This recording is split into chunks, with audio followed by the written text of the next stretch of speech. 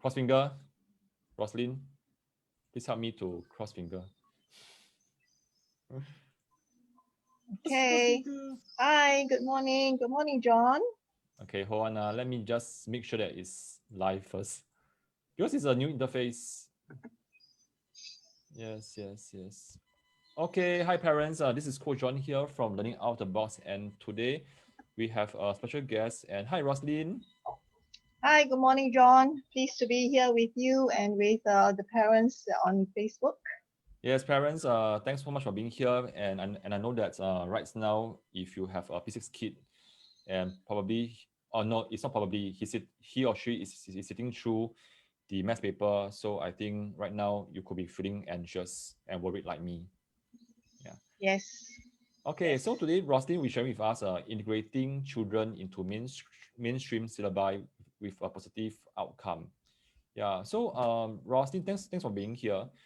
And could you share with us like your backstory, like how you end up doing what you're doing today, then so that the parents can better understand you? Yes, certainly. I'll be happy to. Yay. Well, I started off being a regular MOE teacher, Mm-hmm. and then I realized that children are not, the same. Every child is unique. Every child is different. They have different talents. And therefore, I started to think to myself, there's something into this whole school, everybody learning the same thing. Mm-hmm. And then I had my son. And at the age of 3, my son was diagnosed as profoundly dyslexic. So it was a real blow to me as a mother.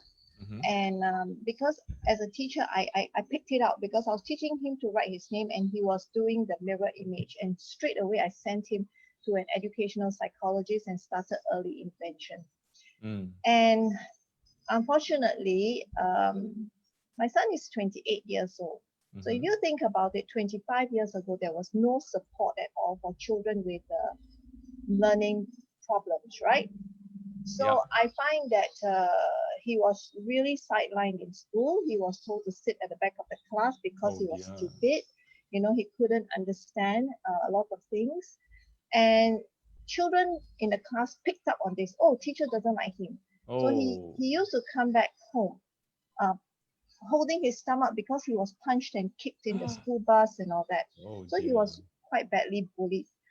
On my part, I didn't want to make a fuss out of this. I just took the educational report and spoke to the principal and said, please, can you let my son sit in the front of the class because he really needs to learn. He really needs to understand what the teacher is saying and all that. And behind the scenes, I supported him by, being with him. And at the same time, we sent him for taekwondo classes so that he could defend himself, And he became like the Bruce Lee in class because he was able to do all those things, and he developed this group of people who actually became his friends, and that was very important. And this is what I want to say because when you want to integrate children into mainstream syllabi, and we want to have a positive outcome, the most important thing is happiness. The child has to be happy to learn. It's the same with adults. It's just like when we go to work. We want to be happy at work. If we are not happy, do we want to go to work? No, we drag ourselves to work, even if we're like, oh, I feel like quitting, I don't want to wake up in the morning and things like that. So it's the same with our children. So we need to have that positive feelings in them. We know that being in school, children need to have a discipline of study. And it's very difficult for children who are restless and children who are active. But having that discipline is what builds into us the resilience of learning how to adapt to work, right? Yep. At work, we can't just walk around all the time. We have to sit and focus. So that's why we need school. So we can't just say, oh, we don't need school for our children. We need school. But at the same time, is school going to be boring? Is school going to be a chore? Is school going to be very, very stressful for our children? It doesn't have to be like that. So as parents, we try to build some positive outcomes so that when our children go to school every day, they feel that they want to learn. Yes. So let's let's talk a little bit about positive outcomes. What's a positive outcome in most people's opinion? A positive outcome is that we already have an awareness of what is going to happen. Do you agree? When we are in a situation where we feel, oh, I don't know what's going to happen. It's just like before this talk, I was a little bit worried because I was like, John, what are your questions you're going to ask me? I was worried myself. So is it going to be a positive outcome? And I had a chat with him and he says, I'm going to go with the flow and I'm going to ask questions based on what you're saying, all that. And I said, oh, I feel comfortable with that. And that is a positive outcome for me. Now, in our daily lives, positive outcomes means we look for reviews. What I mean by that is before booking a holiday, we go to TripAdvisor. Before going to a restaurant, we go to Hungry Go Fair. Why? Because we want to know in advance what kind of experiences we are going to have. And when we are there, we always say, yes, exactly, the review. So we want to write this positive. Or when we get a negative outcome out of it, we are like, oh, I never want to do that again. I just hate the thing and all that. So we don't want that for our children because school takes up a major part of our children's lives. Not only daily hours, but imagine from N1, right? Nursery 1, all the way to university. It is literally 1/3 of the child's life. So we don't want a negative outcome. We want a positive outcome. So how can we do that as adults? So one of the things that we have to make sure is that they have a sense of belonging. Remember when I talked about my son, and I said that after he started taekwondo and he was able to make those moves and he built up a group of friends, and that was his sense of belonging. And another wonderful thing actually happened. Because of the problems that he was having in school, he developed anger management issues. And I've noticed this in many children who were bullied in school too. One of the things that I did when my child was diagnosed as being dyslexic was that I decided that I wanted to do something different. Rather than just be a regular MOE teacher, I actually went for training to be a special educator. That means for special needs children. So I did my coursework on that 3 years, and I did sabbaticals in the different special schools in Singapore. Mines in APSN in Kenosha School for the Deaf, and I realized that one of the things that happened when these children, when the ones who are able to cope with mainstream education and they are sent out to mainstream schools, a lot of them have to cope with bullying. And this caused a lot of anger management issues. Can I just quickly jump on the anger management issue, because I think that this is a very big problem for kids who are being bullied, and from my own experience of seeing kids who experience this, a lot of times I think there are some signs that they may try to say that everything is fine even though there's nothing is fine. So how can a parents I identify that their child is being bullied in school, when sometimes when a parent asks the kid and he said that everything is fine, but you can definitely see that the kid is bullied or is suffering from some emotional anxiety. Yes. In fact, this happens to many of the children that I work with now. Many of them, it takes a lot of time, because right at the beginning they will definitely tell you everything's fine. It's because they feel shameful, they feel shameful that they have to go through this. And sometimes I work with them writing compositions, and I don't write regular school compositions. We start off writing regular school compositions because I want them to feel comfortable, but slowly during the holidays, I always encourage them, let's write about something that happens in the home. Things that you do. Do you enjoy? What did you do last weekend? Did you go to Universal Studios? Did you spend time at home with your parents? What did you do? Even if it is just regular cooking sessions, I bake cookies. Okay, let's talk about that. 2 days ago, my 6-year-old wrote about how she made pancakes at home with her sister. So it's things like that. And one of the things that came out with some children is that they finally write about how they felt in school. Now, it took time for me to build up that relationship, and that's why I say it's very important for children to have a strong relationship with someone in the family. That is going to be the relationship support that you have. And that is how the child is going to tell you things. Because if he doesn't have that support, how is he going to express something so important as being bullied? How does he know if he is going to get the support from the people who love him and whom he loves? Right? And this brings me to quality and quantity time. So my son has anger management issues when he was young, and I'm blessed that I moved homes. I moved to another place, and there was a field just downstairs, and all the neighborhood's children would go and play soccer every Saturday afternoon. And there was an older boy, and he's 16, and he was wonderful in that he would take time, like after playing the game, everyone was very tired. They would just sit around. They would be drinking from their water bottles, and he would actually take the time to talk to them. And that's why I say getting a mentor, not a very old mentor, but someone closer to the child's age would be ideal. On the other hand, as parents, we have to spend the amount of time. Now, experts have been telling us, I remember when I just had my child, right? And experts would say, spend quality time. You know, we know that you have to work, so you have to spend quality time. And it's true, we do need to spend quality time. We need to read with the child. We need to sit with him during a movie and explain why the movie is such that before they form different views of their own. But one of the things is that it is quantity time that builds up parental and child bonding. It is actually quantity time. The amount of time that you spend with a child is so important because that's when you can pick up on all the nuances of a child. Whether the child is not feeling good, whether the child is upset about something.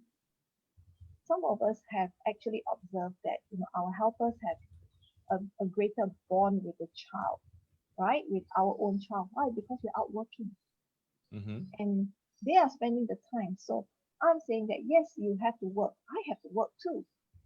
But as much as possible, just spend time with the child, not focusing on the child like, I'm just here for you, but rather like, okay, mommy's on the computer, I'm having to do some work. Why don't you sit with me and read a book, And whenever I have a little 5 minutes to spare, we'll have a short chat or something. And you'll be amazed that, when the child thinks that you're not really paying attention to him, that's when the real things come out of him. Because he feels safe, that he's with you, he's beside you, and he can talk about something. Incidental, I call that rather incidental bonding, incidental learning, and incidental, a question and answer time. Yes, you're going to say something? Yeah, yes, I totally agree with you that spending quality time with the kids is very important, and I think you really stress on the parts that not just being there with the kid, but really tuning into the child's life rather than just being physically there but the mind is elsewhere, which I think that it happens to many families as well, and even in my cases sometimes I got zoned out. Yeah. So what will you say to parents who are aware that they need to spend time with their kids, but because of the demands of work, but they simply have no time for their kids? Yeah, and it happens because there's a mom who told me that before the COVID days, and there's one morning that the daughter, I think primary 4, woke up and was surprised to see her at home. And she was saying, "Mommy, I thought you should be at the airport, or you should not be at home because it's so rare to see you at home." Yeah, so it's like a kick in the face for the mommy, and like, oh my gosh, I should really change my lifestyle. So what will you say to parents who are aware but they simply have no time? Yes, actually that happened to many of my students' parents too, especially those who travel a lot, and they see a different side to the children now, and many of them tell me that, I actually have a much better, bonding sessions with my kids now. So what I can suggest is make a priority pie. A priority pie for the children is actually a pie chart for us, right? So Mm-hmm. what you do is you get your little chart. You can make it as big or as small as you want, Mm-hmm. for the room or maybe on the door of the child's bedroom. And then you sit with the child and talk to the child. Okay, how much time are you going to prioritize? Okay, so of course we need to have our 8 hours of sleep. We need to have our time in school. So all that, in a 24-hour pie chart, the priority pie chart, you already put that aside. Okay, and then after that you say, okay, how about revision time and play time? Revision time and homework time would probably be together. And Mm-hmm. then after that will be check time, Okay, so how long should a check time be every day? So if the child says, how about 10 minutes? And if the mom or the dad is not in Singapore, maybe a call for 10 minutes to Mm-hmm. satisfy the priority pie for the child. So that the child knows that the, the mom and dad is really, really extremely focused on and wants to make that difference in his or her life, right? Mm-hmm. And last but not least is put aside some time to read with your child. Something very important is that we always give a gadget to the child as a Mm-hmm. babysitter. We honestly should be reading. The old-fashioned method is still the best, and we are all. I mean, teachers in schools, we're always saying the child doesn't read enough. Can you ask the child to read a little bit more? Because it helps so much in academic skills, and that's what we want, right? And success Mm. in academics. So reading and just reading. There was a study recently where a child was given a book and said, read it on your own, and another group was told to read together with a parent. And of course, the incidence of improvement in the kindergarten kids was that the ones who were reading with a parent or even with anyone, a grandparent, even with a helper, with a sibling, the improvement was, it went by leaps and bounds. So that's reading time, maybe 10 minutes of that.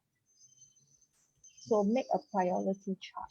Another thing that I can uh, uh, talk about is how about some questions that you can ask yourself. Mm-hmm. So what are the questions that you can ask yourself? Okay, so the questions would be like, as a parent, this is more soul searching than anything else. Wow. So Soul searching. searching, okay? So because many of us, we don't know what are our priorities. Here we are making a Yeah, it's priority true. pie chart for the child, but what are our own priorities, right? Yeah. So something that you can ask yourself is a question like this. Is your employment outside the home? That means when you're working and working so hard, is it a matter of providing for basic needs, or are you driven by materialistic desires Mm-hmm. and a longing for personal significance? Remember that these are just a set of questions. It's not, focused directly on any particular person. I ask myself that question too. Yeah. The second thing is, are there any aspects to maintaining a household that you can afford to sacrifice? Okay. The third question is, do you attach a greater value to status and appearance than to the well-being of the person with whom you share your life? Mm. So these are very, very soul searching. And I went through those questions. Number four, what is more important to you compared to a closer relationship with your children? Are you indispensable in your job? That was one thing I asked myself when I decided to stop work. Mm. Number five, are you pushing your children to realize your own dreams and ambitions?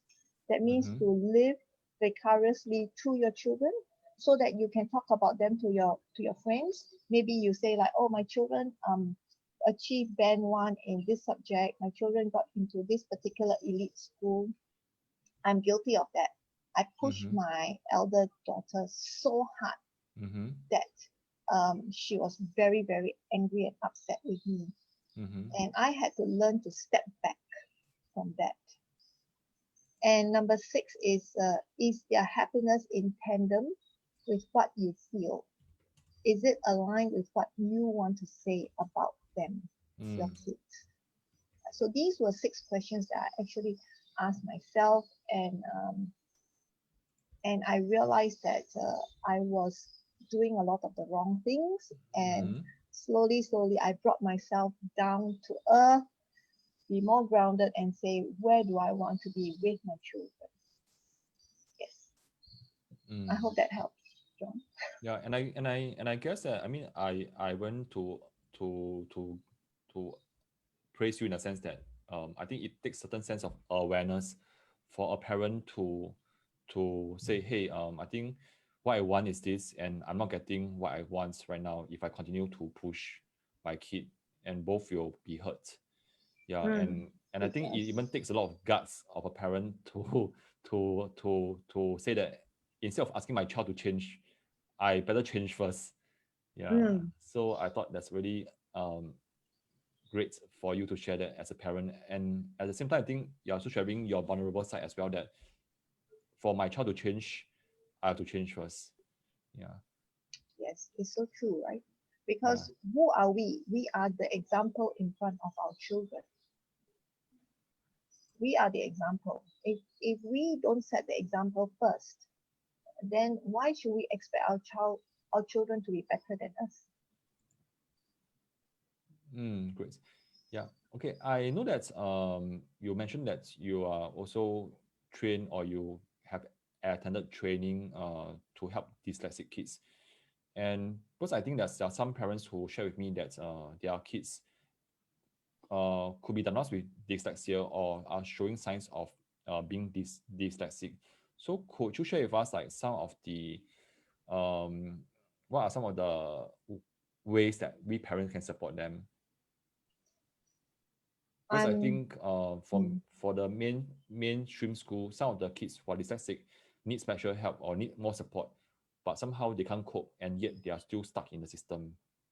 Yes. So in the first place, have your kids been tested?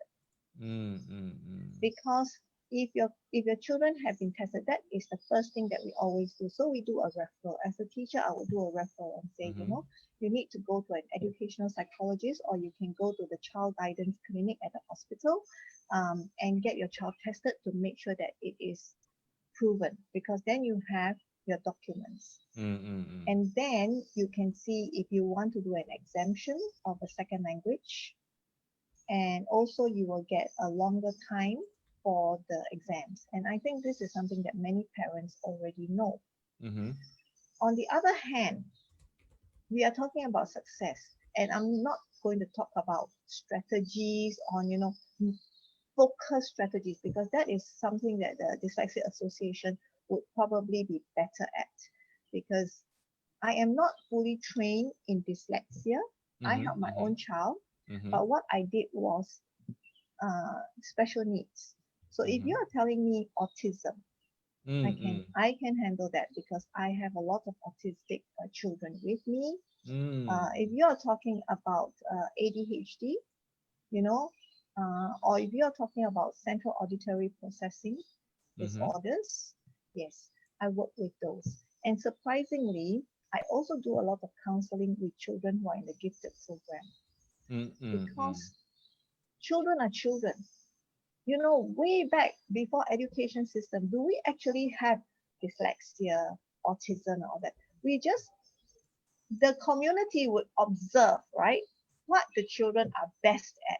Okay, you are very good with sitting and focusing, so you will be a scribe, which means that you will write, right? And if you're very good with your hands, you would be, say, a carpenter. If you're very good with trekking and hunting, then you'll go out, you'll be the one who brings back the food. But right now, we are all stuck in the same one and only system, which is the academic system. So when you are talking about that, how can we make them achieve in that? And the most important thing is love and connection. The reason is because if a child has no love and no connection, he has no desire to succeed. So parents, it's very difficult to show love. Now, how we show love really? What we do is we buy a lot of things. Oh, you want this? You want that, the latest gadget? How about a new game? A toy? But this is what is retail therapy for us parents. We go shopping, right? It's retail therapy. Oh, we buy this shopping. because we think our child will like it, but does our child really like it? Yeah. So what do children really need? Just 1 minute now. My puppy asking for for attention. Yeah. Okay. So build a community for him. Make sure he has friends. Make sure that he knows he's loved unconditionally. And a circle of friends is important. In fact, grandparents are so important because research has found out that when at least one person in the family loves a child unconditionally, the self-esteem of that child soars. And he or she will feel that they can do anything at all. And then we come to the motivation. So what's motivation? Motivation is telling your child that success is within reach. Now, we are not going to say, I want you to get 100 marks. I want you to get A star. I want you to get distinction. Yay. Because that's what I used to tell my daughter. Yeah. So, in fact, I told her, I said, by hook or by crook, I need to have an MBA in my family. Oh, wow. Yes. So I actually pushed her into that. But she Uh-huh. wanted to do psychology. She said, Mommy, but Wow. you did psychology and it's so much more fun. I'd rather do that. And in fact, she did both, just for me, one for herself and one for me. So I'm blessed to have her, So what is motivation? That's motivation. Motivating your child to want to succeed. If I want to predict how well your child can do, I don't need to know the gender of your child, the health of your child, or the income of the family.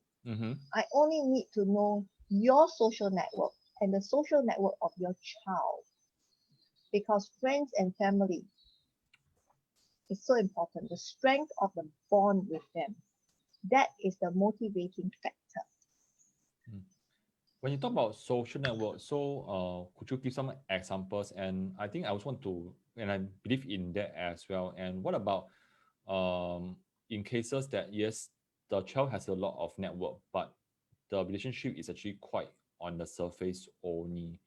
It's like, I know that there are some cases that and my cousins come, or my nephews come, or my nieces come, but they don't even know me. And then when they come to my grandma's home, they will just be glued to their devices.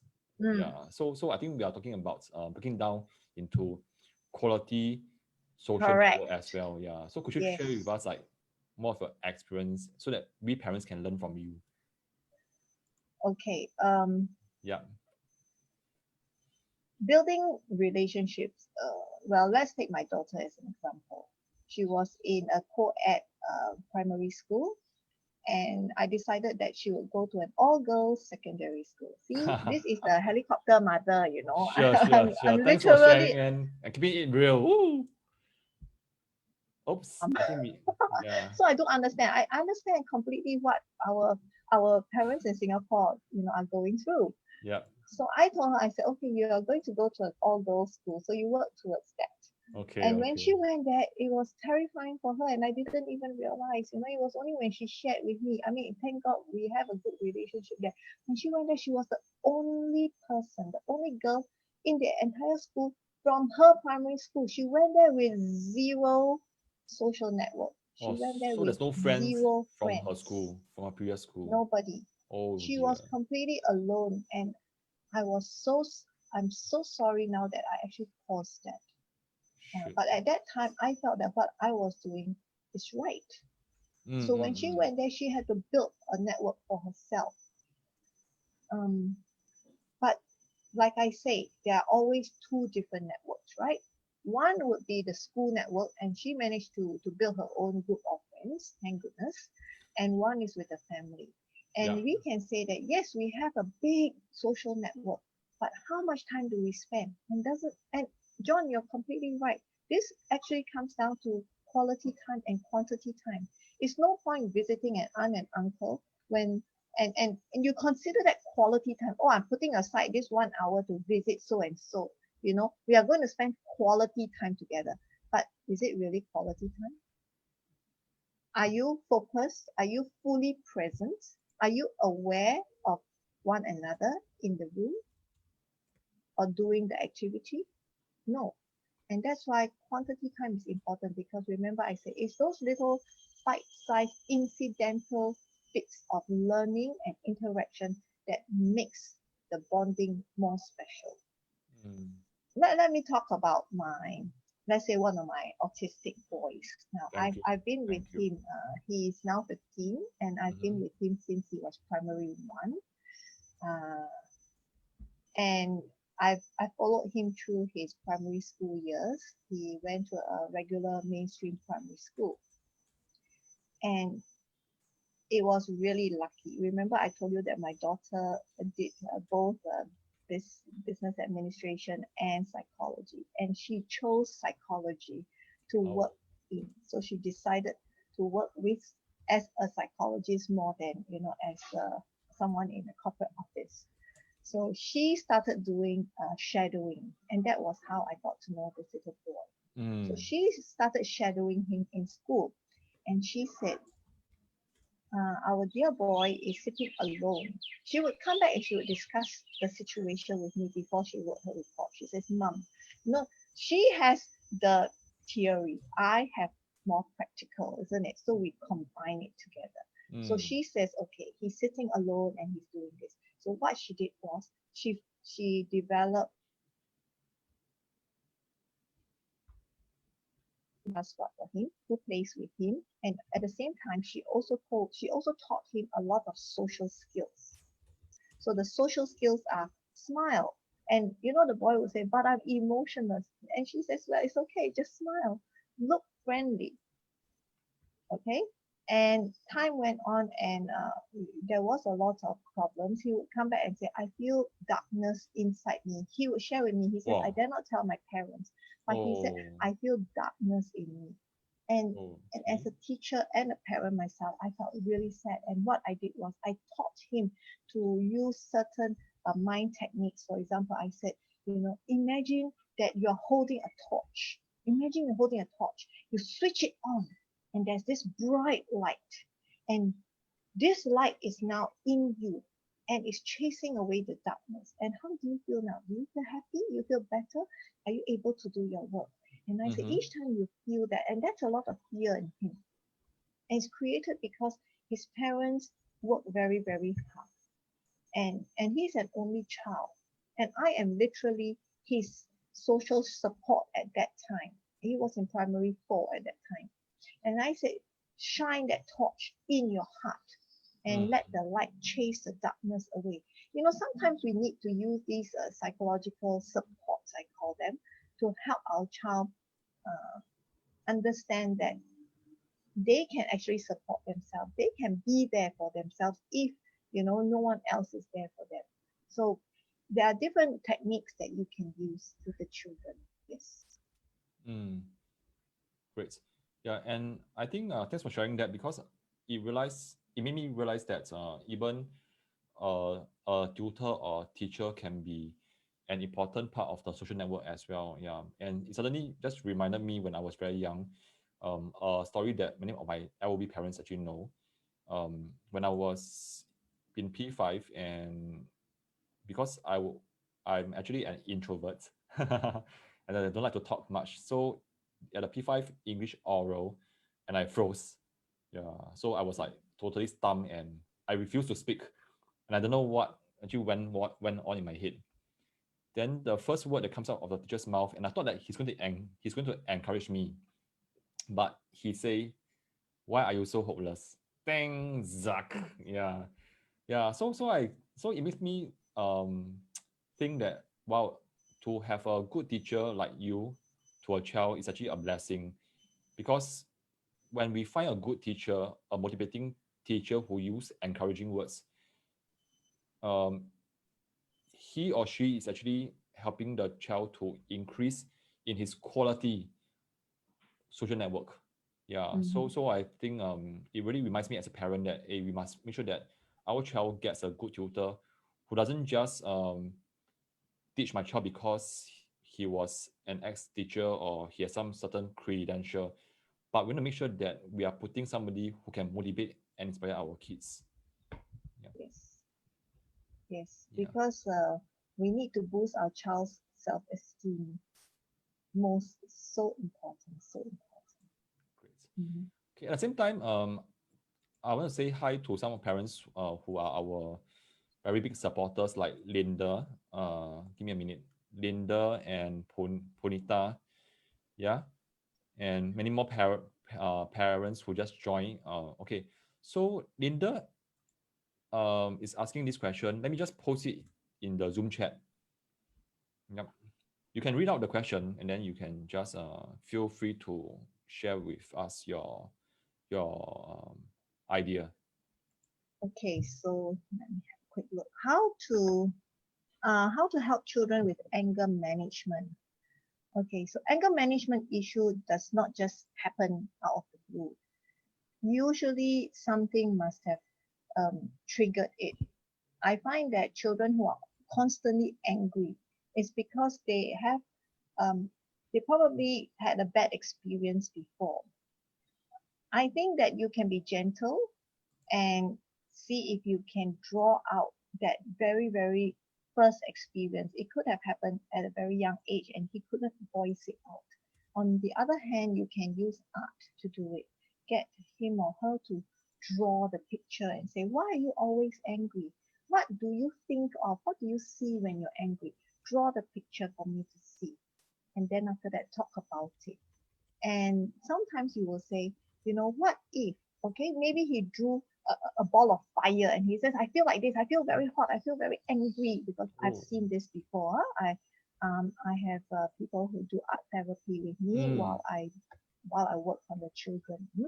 And then you say, imagine what if the ball, is and this ball of fire is lifting off. It's just like there's a rocket. So you can actually add on and say, why don't you draw a rocket on top? And this ball of fire is actually lifting off. And when it lifts off, each time it lifts off, your heart lightens. And then get them to draw maybe waves, calmness, so that they will calm down. Another way that I would say is similar to what my son so luckily found was a good mentor a few years older than him, who has actually already gone through that primary school or secondary school stage. And they can talk things through. Someone he can trust, someone he knows that will not break his trust. That is so important. The second question is how to talk to the children to study hard during exams. Okay. One of the things that I realized is how we praise. Now, how do we praise? Do we praise by saying, oh, 100 marks, very good? And that is something that I used to do with my daughter, right? You must get, a particular amount of marks. I don't see the effort behind. And I would go into her room and then she actually had a sign there and says, study for 7 hours after school, so that you can score. This was in her secondary school years because she knew that I, as a teacher, at that time, I was looking for marks. I wasn't looking at how much effort she put in. So what I would like to share is praise the right stuff. My son actually grounded me a lot because he never came back with good marks. So, he grounded me. So when we praise a child, we try not to praise the results, right? We do achievement praise. Wow, you got high marks, very good, well done. Unfortunately, that's the only kind of praise that we give the children. If you get good marks for this exam, mommy will bring you somewhere. I used to say that. Okay, I'll bring you on a trip if you get good marks. That means what? The good marks and my love are equal. That means if the child doesn't get good marks, they don't get my love. And I realized that is so wrong. He's so afraid, then he or she will be so afraid that the parents won't love him anymore. So, and another thing that sometimes we do as parents is or we praise them for something that is out of their control. For example, oh, you're so pretty. They control that. They can't control it. So don't praise that. On the other hand, what I would suggest that you do is praise the effort behind the work, but not the results. Praising the effort means you praise the hard work that they have put in. Wow, you spent so much time doing it, very good. You praise the persistence. It means even if you didn't make it this time, you try again, you revise your work, you do it again. Well done. I love it. And praise the creativity. When they do something well, you say, oh, look at that, it's lovely. I love the colors that you put in. It doesn't matter if it looks a mess, right? Because it's your child's work. Yep. I love the creativity. Oh, how do you think of it when they write a story? I love the ideas behind it. But maybe we can work on the spelling and the punctuation a little bit more. This is what I would say. What this does is it will foster a growth mindset. It helps your child to grow further rather than being fixed. I must memorize. If I don't memorize everything, then I don't make it. But foster the growth mindset. If I work hard, I put in effort, I'm persistent, I can make it. And this is a can-do attitude. It builds a can-do attitude, and they grow up to be successful adults. Yes. Yeah, I really like the part that you're saying, and I think what we're trying to do here is, and I totally agree with you, we need to praise the child for what he did or what she did rather than for who they are. And I think there's always this very fine line of praising our child or even lamenting our kid, but we actually bring across this impression that we are how should I put it, we are faulting the person and not what he did. Yeah, for example, there's a difference between what you did is not correct and versus is why are you so like that, or why are you slow, why are you so slow versus why is it that you're doing it in such a slow way. Though it may mean the same thing to the parent, but the kind of impact on the child is like, one is like maybe a reminder, but one is like a bash in the face, like, oh, now I'm slow. Yes, I know I'm slow, that's why I'm doing so slowly. Yes.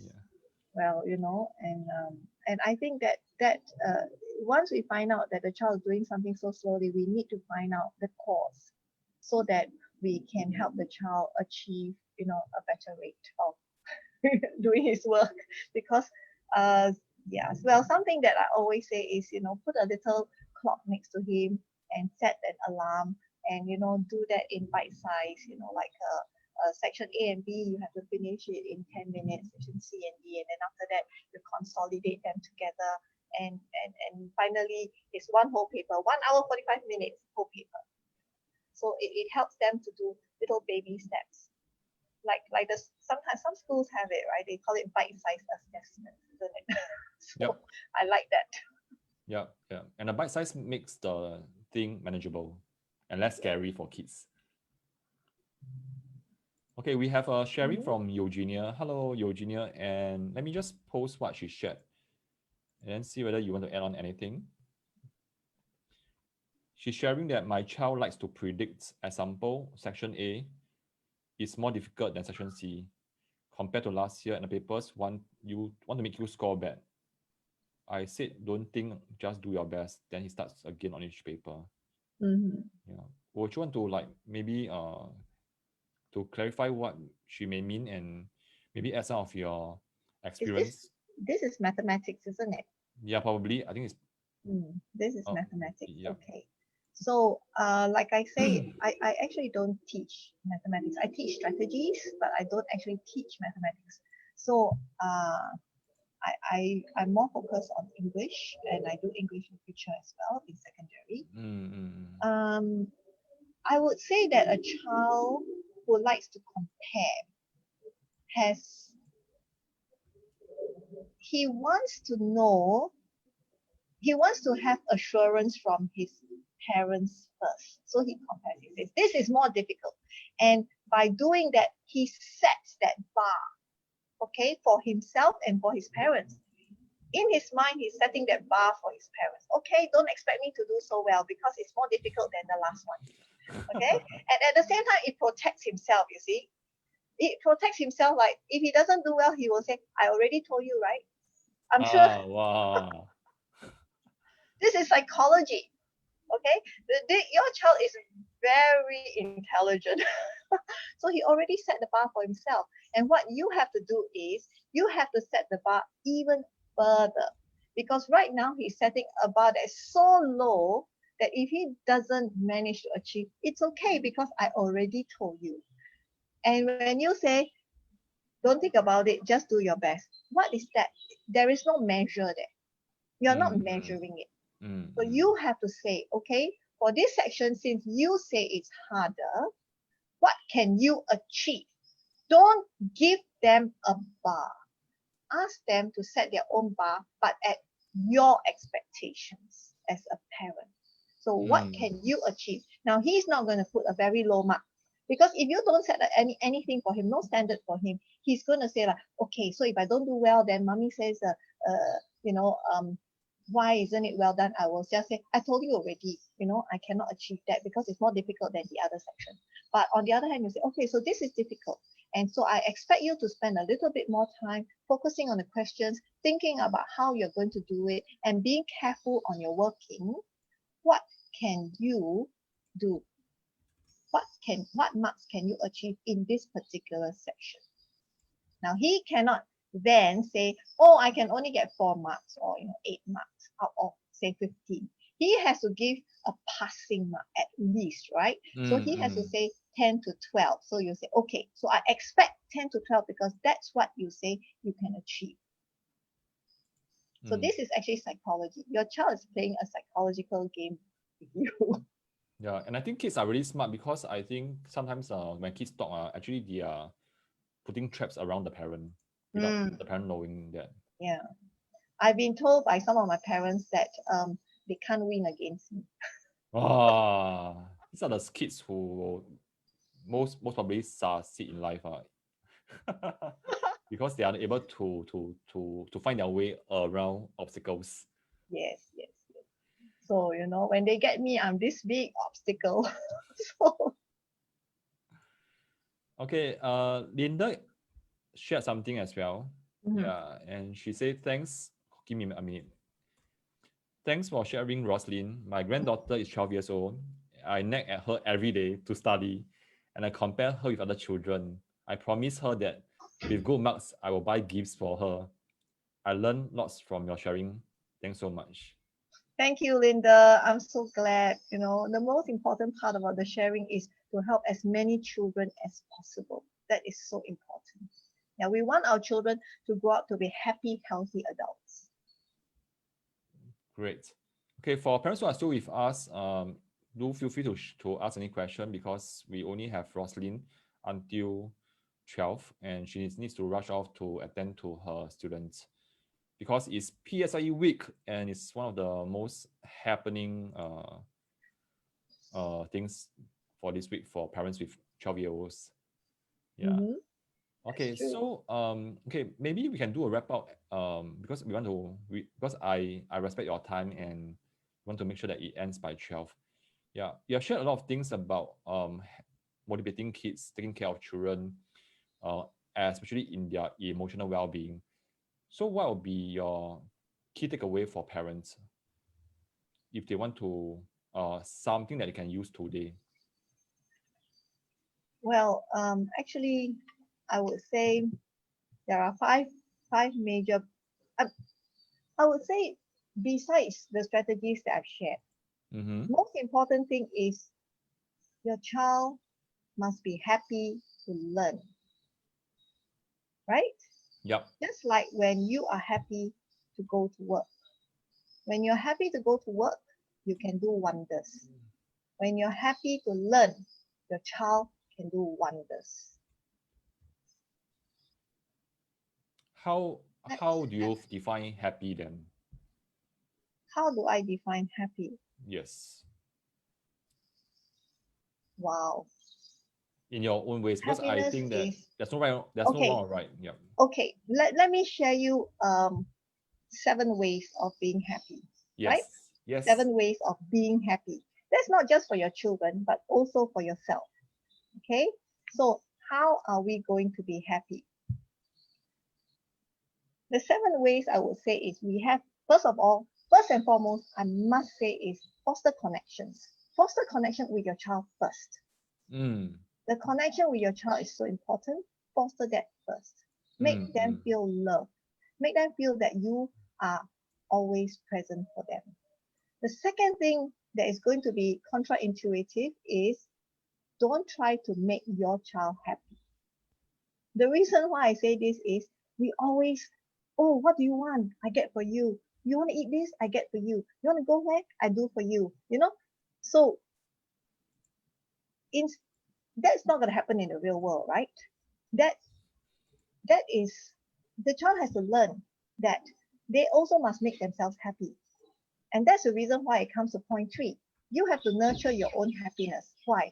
Because a happy parent will give that example to show the children, look, I'm happy and you're happy too. In fact, research has shown that a happy parent usually have happy children, and a depressed parent will have depressed children, because when they come home and they see you're happy, and what's the first thing you do? Oh, come here, my darling, I give you a kiss, what would you like to eat? Shall we do something together? Shall we bake cookies together? Let's go out together, let's have fun, let's go to the playground. When a parent is happy, that's what a parent will do. And when the parent is depressed, is don't disturb me, I want to watch TV, yeah, no, I got headache. So of course the child will also develop those symptoms because they think that it's normal, right? They think it's normal. Now, praise the right stuff again, very important. Look for special things to praise the child, not just marks. Okay, a child might be good in singing, and say, wow, what a lovely voice what a lovely voice you have. And maybe the child is good at cycling, and you'll say, you have great balance, I love the way you can, perform tricks. Okay, my son is dyslexic, and he's now a fitness trainer. So he trains, he does personal fitness training. Wow.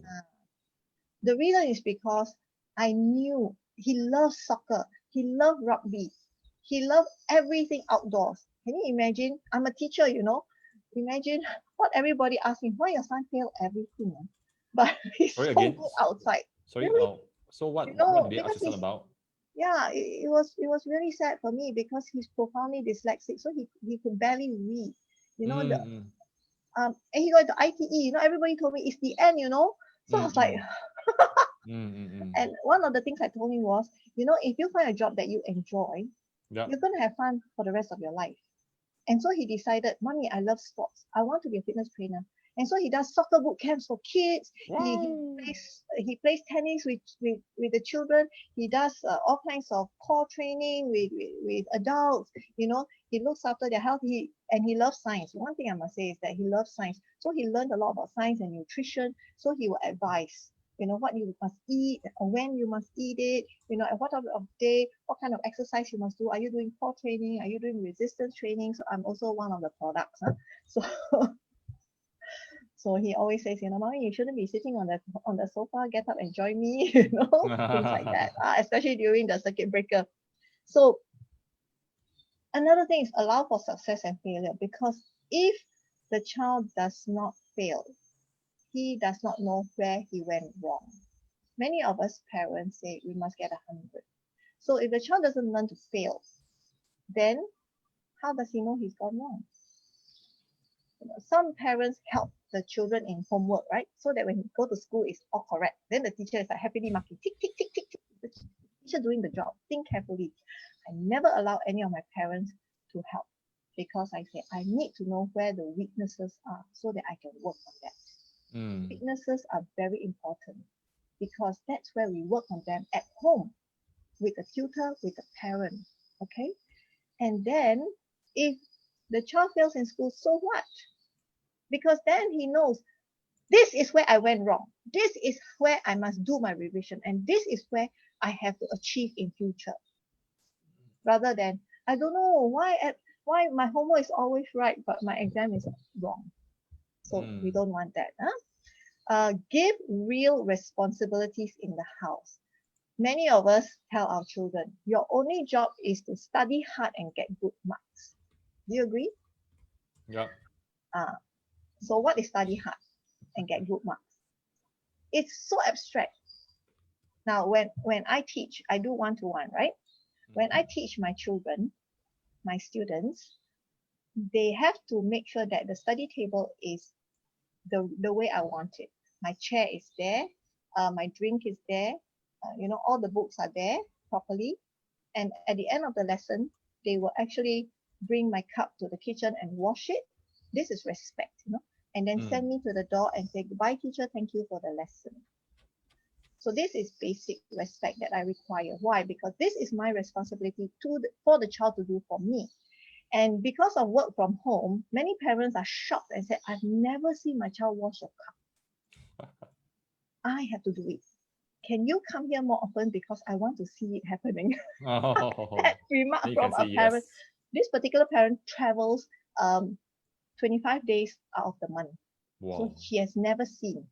And she was like, that's amazing. I've never seen her do that. So give your child responsibilities. Why? Because when the child feels that he or she is valued at home, then they will step up to the role. One of the things that my daughter does every day was to magic clean the floor. Magic clean is very safe, no water, so she magic cleans the floor. So it's something to do, and it helps them. They know that that's a responsibility. Every day they do that, or they wash a couple of cups, not just their own, but maybe parents' cups as well. Okay, give real responsibilities, and finally is you must practice gratitude. Yes. Count your blessings. Yeah. Okay. We parents, we never count our blessings, and our children don't learn enough. So what they focus on is the bad stuff. Oh yeah, why my marks so low? Oh yeah, why my friends have this one I don't have? So why not say every day, everyone share one blessing that happened on that day. And I remember I had an Indonesian boy who was 17, and finally he ran out of things because I made him do 3 things every day for a month. And finally he said, Miss Rosalind, I don't know what to share anymore. So I said, share whatever you're feeling right now. And he wrote that, I am breathing, I am alive. And he was grateful for that. Yes, he comes from a very, very rich family, but he didn't say a word about his wealth. All his sharing was how he felt. Why? Because his parents just left him in Singapore. He was here with a helper to study. And, he was so, I would say, he was so lost because he wanted the love and attention from his parents. So if you share with your children, today something wonderful happened to me. Today I saw a butterfly. It's a very pretty butterfly. And then they will say, today my friends, shared with me something, or today I lent my friend my eraser and then he folded a star for me. That's good enough. It doesn't have to be anything. It doesn't have to be rocket science. Like, I created this rocket and it flew to the moon. It doesn't have to be that. It's something simple, something that shows, how wonderful our life is and how many blessings we have just to be alive and just to be here with our family. Wonderful sharing. Yeah. So at the end of the day, what children want is very different from what adults think that they want. That's a lot of times, in my own experience, the kids just want you to praise them, and also want you to spend time with them and probably just head out for an ice cream and talk to them. And not asking about schoolwork or grades or what's happening in school. No.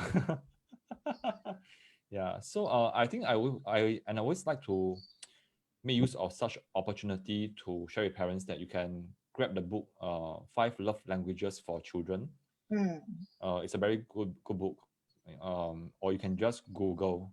There are videos as well as posts you can find from websites. They are very helpful. Okay, so thanks so much, Rosalind, because it's already 12:05. Yeah. Okay, so some parents are asking if they want to contact you, how can they reach you? Okay. What about through you? You have my phone number. I'm open Through to me, that. Yes. Is that okay? Is that okay, John? maybe not through me lah, but maybe can they just message you at your Facebook profile?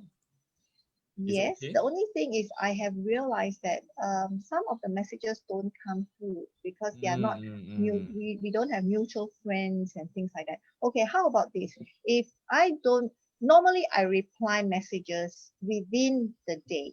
Within the day. And if I don't reply your particular message, then you get John to message me directly.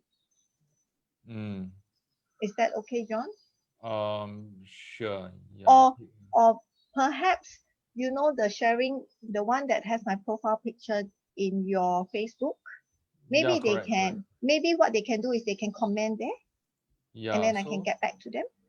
yes. Okay. So parents, if you're keen to get in touch with Rosalind, let me just put your Facebook URL here. Rosalind.G.5. Rosalind Grant. Grant. I'm just using something fun when I do Zoom with my students during the circuit breaker. Sure.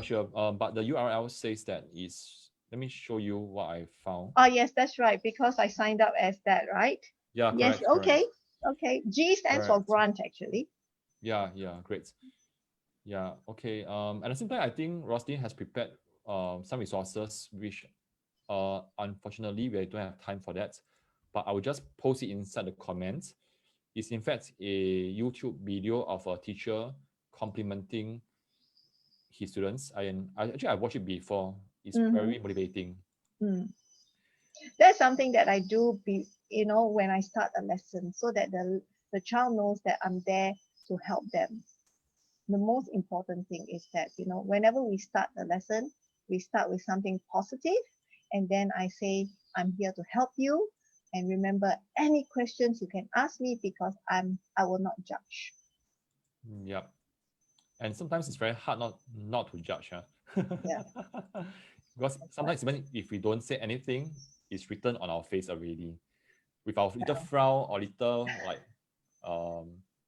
whatever facial features that we have, it already says what we don't want to say. Well, not really. I'm always smiling. Okay, so the key is to always smile.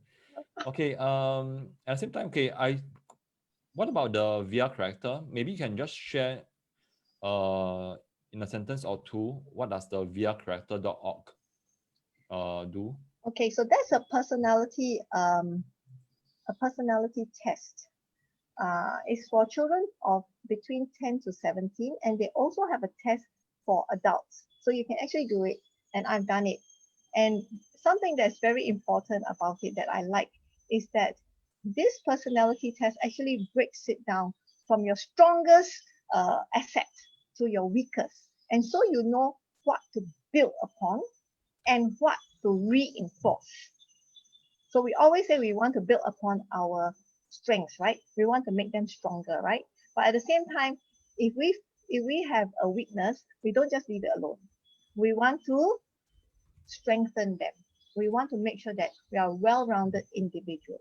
So this is something that you can do it yourself first, understand what it's about. I did the adult one, and then if your children or grandchildren, right, Linda, any child above 10 years old, between 10 to 17, can do the children's version. Great. So that one is for kids Yes, above kids and adults. Yes. 10 years old. It's to give us an objective view of what they excel in and where we need to work with them.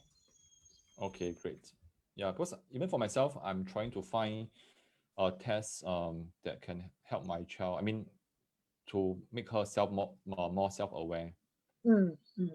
I would say this is good because when you use the other like DISC profiling or Briggs Myers and all that, those are really for adults.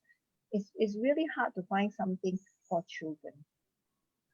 Okay, great. Unless you do a standard IQ test, which we can't administer because you need to go to an educational psychologist for that. But Okay, this one great. is really quite fun, you know. Can. Okay, so right now I think we have to really wrap up soon, like in 2 minutes time, because it's already 12:01 and you need to go off by 12:30, right? Yeah. Okay, last question. Okay, last Okay. question. Okay, I think right now is PSLE week, Yes. and I can imagine the tension and the anxiety in the kids. Wow, it's like going to be like skyrocketing with flames at the back. Yeah. It's Okay. not just the PSLE parents. I was talking to a P3 parent this morning, and she was so worried and anxious and all that. I mean, it's exam month. Let's face it, it's exam month. Yeah. Yeah. Zen month. Okay. So right now, if may invite you to walk down your memory lane, eh, to the 12-year-old Rosalind. Yeah, so imagine you walk down the lane and you bump into Rosalind, the younger self, and you saw her and she see you, yeah? And she got so close to you that you can almost touch her.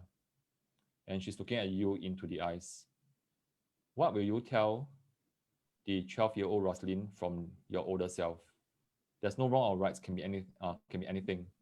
Mm. Um, One of the sentences that comes to mind straight away is I would probably tell her, don't sweat the small stuff. The reason is because, I tend to be a bit of a perfectionist.